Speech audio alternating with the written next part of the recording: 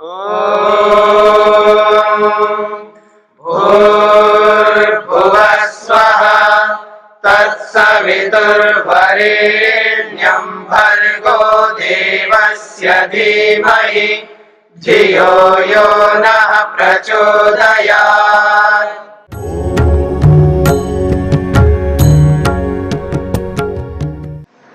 तो सौक्ष्म्या तदनुपलब्धि न अभावात् कार्यता तदुपलब्धे। फिर कहा महदादि तच्च कार्यम। अब प्रकृति का कार्य कौन है?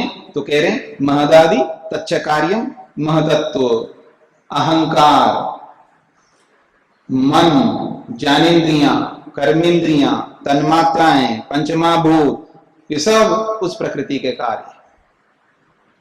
प्रकृति विरूपम स्वरूपम चा, एक बहुत बड़ी बात कही है। प्रकृति कैसे है, कैसी है?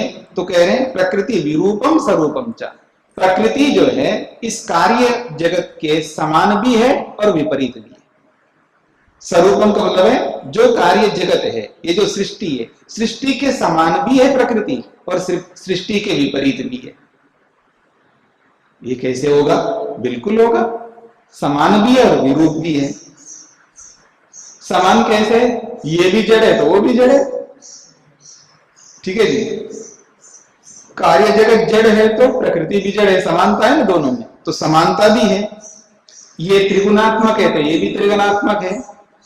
ऐसे बहुत सारे गुण मिलते हैं ना, तो इसलिए स्वरूप है। और विरूप क्यों है, असमानता क्यों है?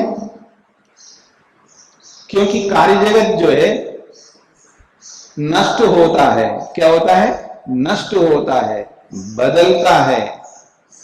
पर कारण रूपी प्रकृति नष्ट नहीं होता, नष्ट नहीं होती। वो कारण प्रकृति नष्ट नहीं होती है, वो नित्य है। ये विरूपता है, ये असमानता है। और कार्य बदलता है लेकिन कारण नहीं बदलता है, ठीक है जी। चेंजेस आते हैं ना कार्य में, पुराना हो गया, कभी नया रूप में दिखता है, कभी पुराना। और प्रकृति मूल जो है वो हमेशा नया ही रहता है, वो पुराना होता ही नहीं। ये विरूपता है दोनों में। तो कह रहे हैं प्रकृति विरूपम स्वरूपम च। प्रकृति कार्य जगत के समान भी है और विपरीत भी है। स्पष्ट हो गया जी? अगली बात, अब ये जो कार्य जगत है, इस बात को लेकर के समझाया जा रहा है ये कार्य जगत आया कहां से, अर्थात अभाव से आया है या भाव से आया है। तो आपने सांख्य शास्त्र को पढ़ लिया है, और सांख्य का क्या सिद्धांत है? सत्कार्य सिद्धांत है या असत्कार्य सिद्धांत है? सत्कार्य सिद्धांत है। तो सांख्य का सिद्धांत है सत्कार्यवाद, यानी सत से ही सब कुछ होता है, सत्तात्मक वस्तुओं से ही सब कुछ बनते हैं। जो नहीं है, असत है, उससे कोई वस्तु नहीं आ सकती है। असत से सत की उत्पत्ति नहीं होती, सत से ही सत की उत्पत्ति होती है। यह सिद्धांत है सांख्य का। इस सिद्धांत को अगले श्लोक में समझाया जा रहा है, प्रस्तुत किया जा रहा है। कहते हैं असत अकरणात् उपादान ग्रहणात् सर्वसंभव अभावात्। वो कहते हैं असत, न सत असत। सत का मतलब है सत्तात्मक, और असत का मतलब जो असत्य है, जो सद नहीं है। कोई समझे ये जो सृष्टि है, क्या ये असद है? क्या ये असद से आया है, यानी पहले नहीं थी ये सृष्टि, ऐसा है? नहीं है। अगर ऐसा मानेंगे तो अकरणात् वो आएगा नहीं, अकरणात् नहीं आ सकता। असत से सृष्टि नहीं आ सकता,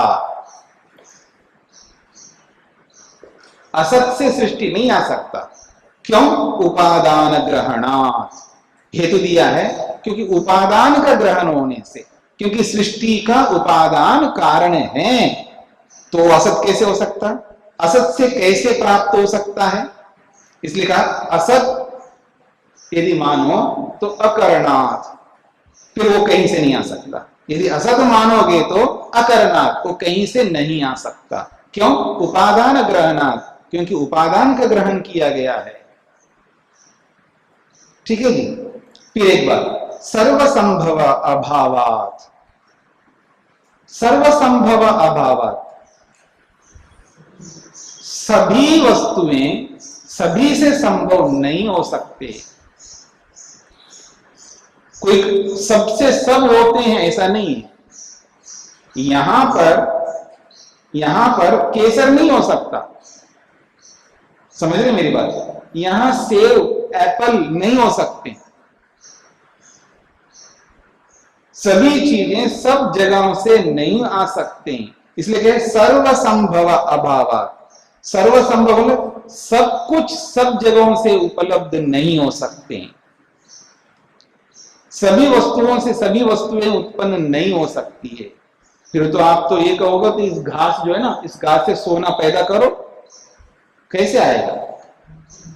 घास से सोना नहीं आ सकता। सोने से आप चांदी नहीं ला सकते, चांदी से सोना नहीं ला सकते। समझ में आ रही है? लोहे से आप एल्यूमिनियम नहीं ला सकते, एल्यूमिनियम से लोहे नहीं ला सकते, लोहा नहीं ला सकते। सब से सब उत्पन्न नहीं हो सकते, इसलिए कह रहे हैं सर्वसंभव अभावात।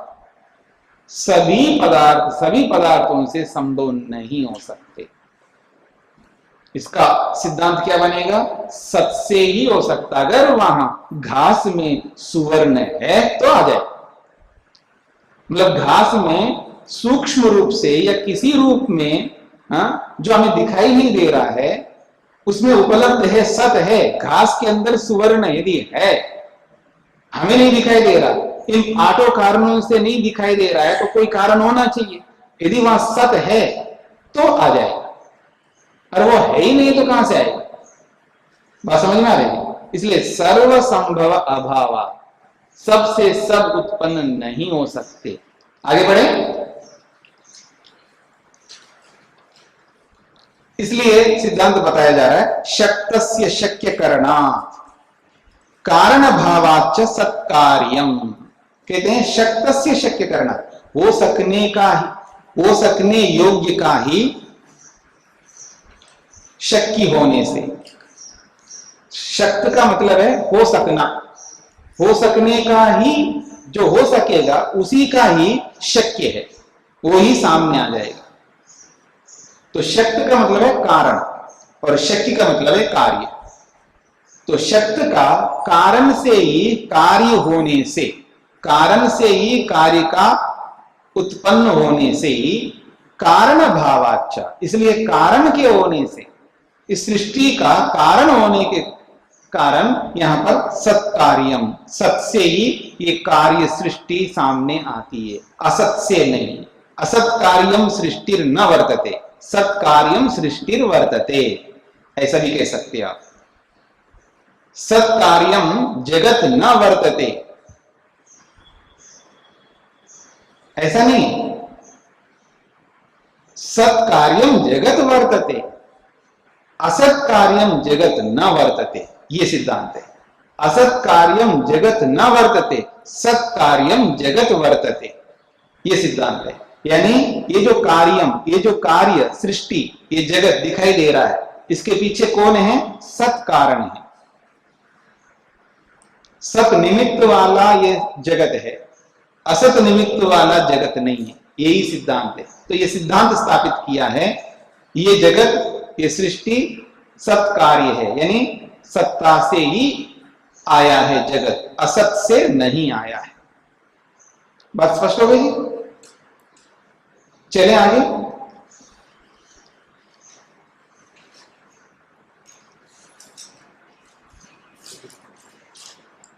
अब दोनों में अंतर बताया जा रहा है। प्रकृति में और जगत में क्या अंतर है उसको समझाया जा रहा है। हेतुमत अनित्यम अव्यापी सक्रियम अनेकम आश्रितम लिंगम, बहुत बड़ी बड़ी बातें कही जा रही है, समझने योग्य बातें हैं। बहुत मतलब सिद्धांत ऐसे स्थापित कर रहे हैं यहां पर, अगर इनको आप समझ लेंगे फिर इनकी आवृत्ति करेंगे तो आप सांख्य के सिद्धांत को भूलेंगे नहीं।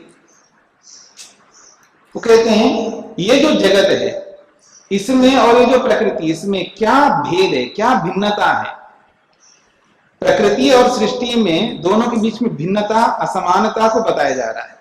हेतु मत, ये सृष्टि कैसी है? तो हेतु मत, कारण वाला है। कैसा है? कारण वाला है। और प्रकृति कारण वाला नहीं, प्रकृति कारण वाली नहीं है। प्रकृति का कोई कारण नहीं है, याद रखना। क्या परमात्मा का कोई कारण है क्या? बताओ, क्या परमात्मा का कोई कारण है? नहीं है। अगर कारण बताओगे तो फिर उसका भी कारण बताना पड़ेगा। अगर परमात्मा का भी कोई कारण हो तो फिर उसका भी कारण बताना पड़ेगा, फिर उसका कारण बताना पड़ेगा। ना तो मेरा कोई कारण है, न प्रकृति का कोई कारण है, और ना परमात्मा का कोई कारण है। आत्मा का भी कोई कारण नहीं है, परमात्मा का भी कोई कारण नहीं है, और प्रकृति का भी कोई कारण नहीं है। इसलिए प्रकृति जो है अहेतुमत है, अकारण वाला है। और ये सृष्टि कैसी है? ये हेतुमत, कारण वाली है सृष्टि। ये बात पकड़ में आ गई जी? अगली बात, अनित्यम। ये सृष्टि कैसी है? अनित्य है, सदा रहने वाली नहीं है। और आत्मा कैसा है? नित्य है। और यह प्रसंग चल रहा है प्रकृति का, और प्रकृति कैसी है? वो नित्य है। ये दोनों में भिन्नता है। तो सृष्टि अनित्य है पर प्रकृति नित्य है। फिर एक बात है, व्यापी, अव्यापी। प्रकृति कैसी है? वो व्यापी है, सब जगह रहती है। और सृष्टि क्या है? अव्यापी, ये व्यापक नहीं है। फिर कहा सक्रियम। ये जो सृष्टि है सक्रिय है, बदलने वाली है। हाँ, याद रखना, इसमें परिणाम होता है, परिवर्तन होता है। आप में बदलाव नहीं हो रहा है। अब पहले जैसे थोड़े बदल रहे हैं आप। बाल सफेद हो रहे हैं, झुर्रियां आ रही हैं, बुढ़ापा आ रही है, बहुत कुछ हो रहा है शरीर में। कैसे? हम सक्रिय हैं, बदलते जा रहे हैं, बदलते जा रहे हैं। कोई ऐसी वस्तु नहीं है जो नहीं बदलती हो, जो सक्रिय नहीं है। पर प्रकृति ऐसी नहीं है, वो एक जैसी रहती। फिर कहा अनेकम। सृष्टि जो है एक नहीं है, अनेक है। अब समझने का प्रयत्न करिए। पुस्तक जो है ना, ये जो पुस्तक, ये एक है, ये अनेक वाली है। पुस्तक एक नहीं, अनेक वाली है। अनेक अवयव जुड़े हैं इसके अंदर, अनेक कागज है, अनेक पेपर है इसके अंदर। एक नहीं, ये अनेकम है। तो ये सृष्टि भी, ब्रह्मांड भी एक नहीं है, अनेकम है। और प्रकृति एकम है। अगली बात, आश्रितम। ये सृष्टि कैसी है? आश्रित है, किसी न किसी के आश्रित रहती है। इसका कोई ना कोई आश्रय है, ये निराश्रित नहीं है। मेरी बात समझ में आ रही है? आश्रितम, ये सृष्टि जो है, ये जगत जो है, किसी के आश्रित है। किसके आश्रित है? प्रकृति के आश्रित है।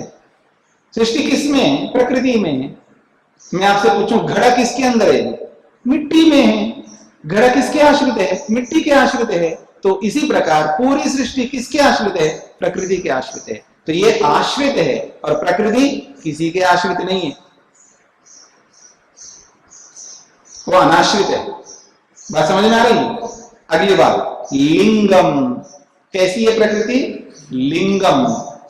मैं प्रकृति कह रहा हूं, सृष्टि कैसी है? वो लिंगम। लिंगम का मतलब है नष्ट होने वाली है ये सृष्टि।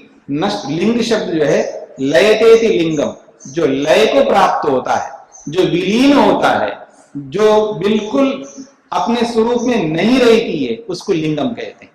एक लिंगम शब्द का एक अर्थ है।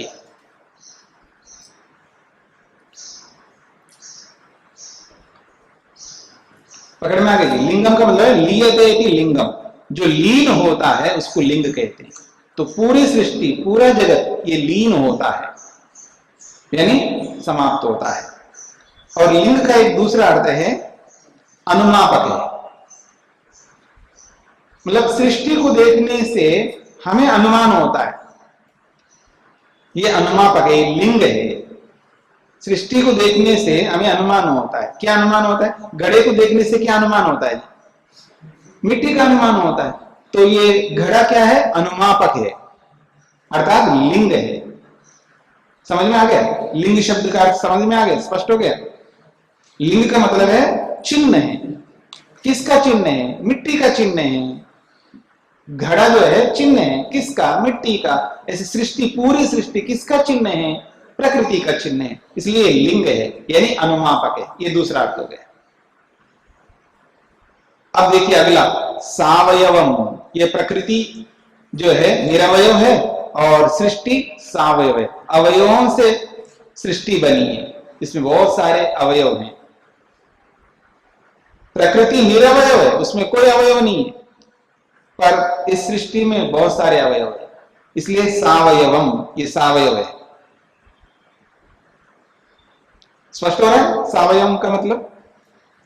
क्योंकि घड़ा जो है ये अनेक अवयवों से बना है, ठीक है जी। घड़ा जो है अनेक अवयवों से बना है। और मिट्टी जो है ना, मिट्टी का एक कण ले लीजिएगा, वो निरवयव है, ऐसे समझ लीजिएगा जी। माइक।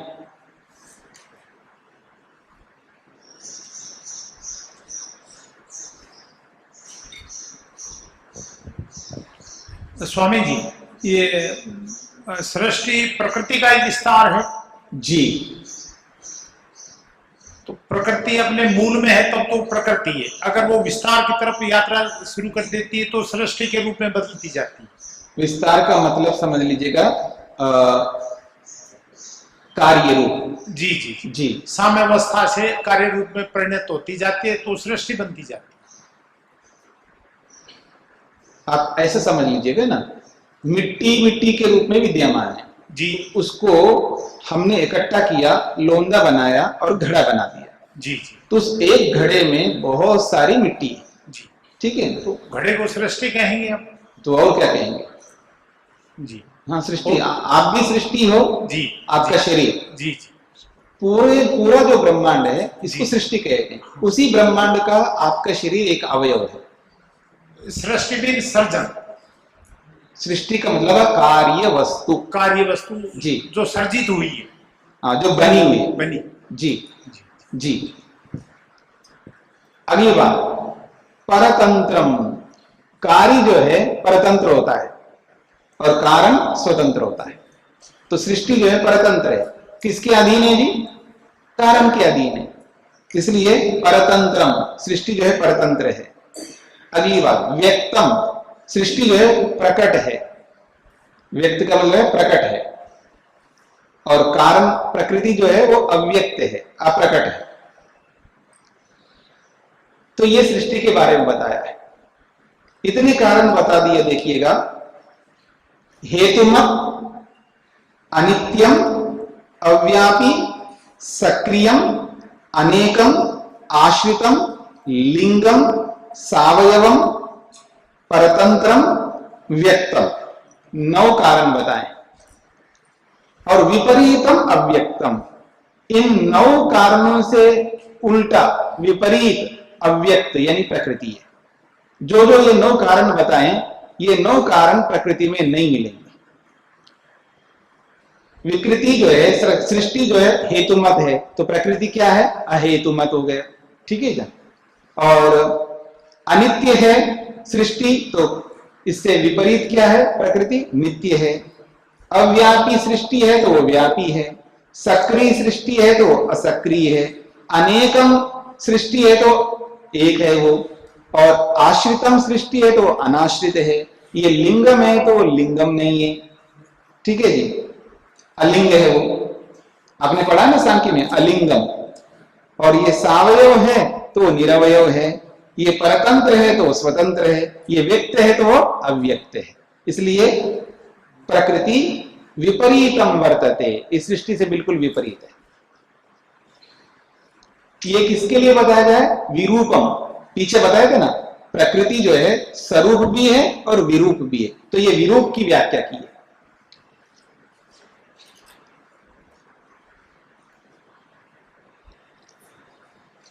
अब स्वरूप की व्याख्या करेंगे।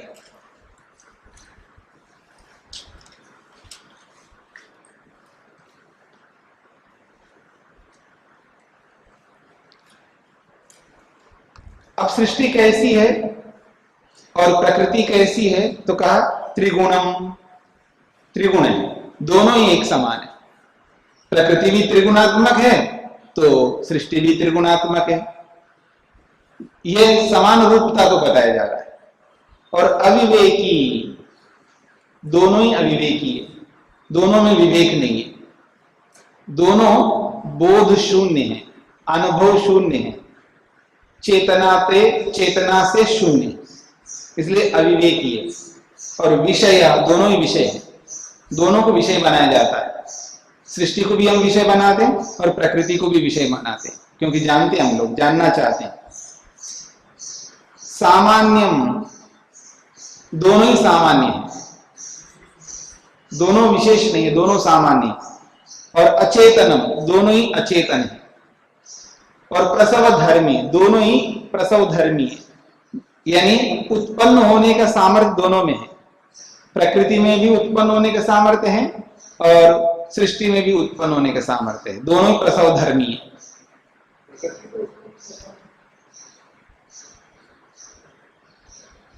स्वामी, प्रकृति में उत्पन्न होने का सामर्थ्य, प्रकृति तो अनादि है। अनादि है, वो प्रकृति कहीं से तो उत्पन्न नहीं होती है, लेकिन प्रकृति से आगे उत्पन्न होती, तो आगे उत्पन्न होने का सामर्थ्य किसमें? आगे उत्पन्न होने का मतलब क्या है? प्रकृति तो उत्पन्न हो गई, बाद में तो सृष्टि उत्पन्न होती है। वो सृष्टि किससे उत्पन्न हुई है? तो सृष्टि है उत्पन्न होने लायक। प्रश्न का समाधान करना है आपको। वो सृष्टि किससे उत्पन्न हुई है, इसका समाधान। प्रकृति से। प्रकृति। तो उत्पन्न होने का सामर्थ्य किसमें है? सृष्टि में है, प्रकृति में नहीं है। देखिए, अपन जब दोनों को कंपेयर करके एक बोल रहे हैं, तो सृष्टि में उत्पन्न होने का सामर्थ्य है, प्रकृति में नहीं है। प्रकृति तो अनादि है। वो मान लिया, वो आपको जो हम कहना चाह रहे वो आप, क्योंकि जो आप अपने दिमाग में रखा हुआ है ना, आप अपने मन को उसी में लगा रहे हो, और जो हम बता रहे हैं उसको आप सुन नहीं रहे हैं, इसलिए आपको पकड़ में नहीं आ रहा। इसलिए हमेशा जब कोई व्यक्ति बोल रहा हो तो अपने मन को उस बोलने वाले के शब्दों में लगाना चाहिए, ताकि आप आसानी से समझ जाओगे। जो मन में चल रहा हो उसी को ध्यान में रख करके आप सुनोगे तो बताने वाले की बात को समझ नहीं पाओगे। ये एक नियम है। मैं क्या कहना चाह रहा हूं, मैं ये नहीं कह रहा प्रकृति किसी से उत्पन्न होती, ये नहीं कहना चाह रहा हूं। प्रकृति तो अनादि है, लेकिन उस प्रकृति में एक ऐसा सामर्थ्य है कि वो सृष्टि को उत्पन्न करती है। यहाँ साधर्म की बात हो रही है ना, कि प्रकृति में और सृष्टि में समानता क्या है। जी, तो यहाँ ये बोला जाएगा कि प्रकृति तो अनादि है और सृष्टि जो है उत्पन्न होने योग्य है। वो बातें हो गई है। तो फिर यही पहले मेरी बात समझ लो। वो विपरीतता को बता चुके हैं, अब समानता को बताया जा रहा है। समानता बताने से समानता हो जाती है क्या? देखो, प्रकृति जो है अनादि है जी, और सृष्टि को निर्माण करती है प्रकृति, तो दोनों में समानता कैसे हुई? समानता तो ये होनी है कि दोनों ही निर्माण होने योग्य हैं, तब तो मानो समानता। तो जो बताने वाला जो बताना चाह रहा है उसको आप नहीं समझना चाहते हैं। नहीं, ऐसा नहीं है, मैं समझना चाहता हूं पर मेरे को स्वीकार नहीं है। हाँ, ये वो अलग बात है। मैं थोड़ा फर्क है महाराज। हाँ, एक ये है कि वो सही नहीं बोल रहे हैं इसलिए नहीं मान रहा हूं, और एक ये है कि मेरे को सही समझ में नहीं आ रहा। दोनों में फर्क है। हाँ, दोनों में फर्क है ना। तो मैं ये नहीं कहना चाह रहा हूं, जो यहाँ ग्रंथकार जो कहना चाह रहा है उसको आपको स्वीकार करना पड़ेगा, ये नहीं बोला जा रहा है। बोला ये जा रहा है पर अपने इस क्लास में ये तो माने कि ये गलत लिखा है। पहले इस बात को तो समझ लो आप। हाँ। इस बात को समझ लो, ये कहना क्या चाहता है उस बात को समझ लो। आप उसको मानो ना मानो, आप स्वतंत्र हैं। मैं कब कह रहा हूं इसको आपको मानना पड़ेगा, लेकिन ग्रंथकार क्या कहना चाह रहा है उसको तो समझ लो आप। ठीक है, उसके बाद अपन मानेंगे कि ग्रंथकार गलत बोल रहा है। पहले मेरी बात तो सुन लो पूरी। हाँ, मेरी बात पूरी सुन लो, फिर अपनी बात कह देना। ये कहना ये चाहता है कि प्रकृति के अंदर उत्पन्न करने का सामर्थ्य है। अगर उसके अंदर उत्पन्न करने का सामर्थ्य नहीं है तो कोई वस्तु उत्पन्न कैसे होगी? मेरी बात समझ में आ रही है आपको? प्रकृति के अंदर वो शक्ति को होना पड़ेगा, नहीं तो वो उत्पन्न कैसे होगी? वो सृष्टि बनेगी कैसे अगर उस प्रकृति में उत्पन्न होने का सामर्थ्य नहीं? प्रसव होने का सामर्थ्य अगर प्रकृति में नहीं है तो कोई वस्तु बनेगी कैसे, ये बात कही जा रही है। ये बात नहीं कही जा रही है कि प्रकृति किसी से उत्पन्न होती है, ये बात नहीं कही जा रही। अब बोलो। स्वामी, अभी अपन प्रकृति को और सृष्टि को कंपेयर कर रहे हैं और ये बोल रहे हैं कि ये असमानता है और ये समानता है। जी। ये समानता की बात में आप ये बता रहे हैं कि प्रकृति के अंदर पैदा होने की सामर्थ्य है और सृष्टि में भी पैदा होने की सामर्थ्य है, ये कैसे मालूम? पैदा होने का सामर्थ्य नहीं कह रहा हूं, यही तो आपको मैं कहना चाह रहा हूं। आप अपने मन में जो रख रहे हो ना उसी को पकड़ रहे हो। उत्पन्न कराने का सामर्थ्य है, किसी को उत्पन्न कराने का सामर्थ्य है। हाँ, उत्पन्न कराने का सामर्थ्य है। भगवान में गति नहीं है लेकिन दूसरे को गति देने का सामर्थ्य है। ये पकड़ में आ रहा है। परमात्मा गति तो कर नहीं सकता क्योंकि व्यापक है, लेकिन आपको तो गति दे सकता है, तो इसलिए उसको कहते हैं गतिमान। आपको गतिमान कैसे, उसमें तो गति होती ही नहीं है। हम ये नहीं कह रहे उसमें गति होती है, वो दूसरे को गति देता है इसलिए भी उसको गतिमान कहते हैं। ठीक है, तो ऐसे ही उत्पन्न कराने का सामर्थ्य। हाँ जी। द्यो शान्तिरन्तरिक्षं शान्तिः पृथिवी शान्तिरापः शान्तिरोषधयः शान्तिः वनस्पतयः शान्तिर्विश्वे देवाः शान्तिर्ब्रह्म शान्तिः सर्वं शान्ति शान्तिरेव शान्ति क्षमा शान्तिरेधि। ॐ शान्ति शान्ति शान्तिः।